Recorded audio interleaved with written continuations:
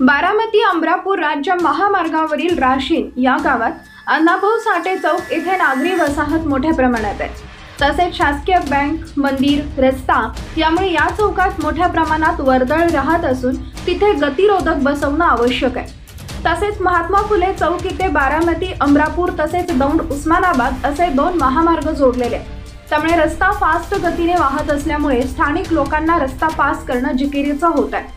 गतिरोधक नसल्यामुळे वाहने सुसाट वेगाने जातात। यामुळे आतापर्यंत बरेच अपघात व जीवितहानी झालेली आहे। तसेच जगदंबा विद्यालय इथे सुमारे 2500 विद्यार्थी व विद्यार्थिनी 2 शिफ्टमध्ये शिक्षण घेत आहेत। शाळा सुटल्यानंतर त्या ठिकाणी दुपारी व सायंकाळी मोठ्या प्रमाणात गर्दी होत असते।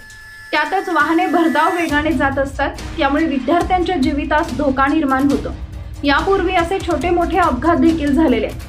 काही दिवसांपूर्वी विद्यालयातील शिपाई हे शाळेचे गेट बंद करून रस्ता क्रॉस करत असताना त्यांचा अपघात होऊन त्यामध्ये त्यांचं निधन झालं।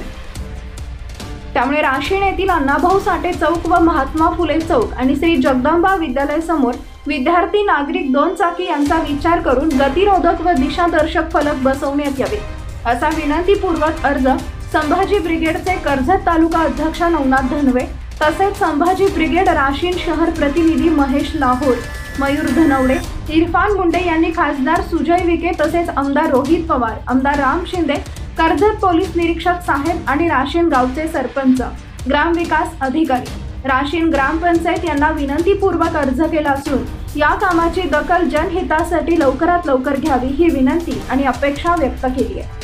तर अशाच नवनवीन घडामोडी पाहण्यासाठी ABP मराठी न्यूजला कर्जत तालुक्यातील न्यूज चॅनलला सबस्क्राइब करा।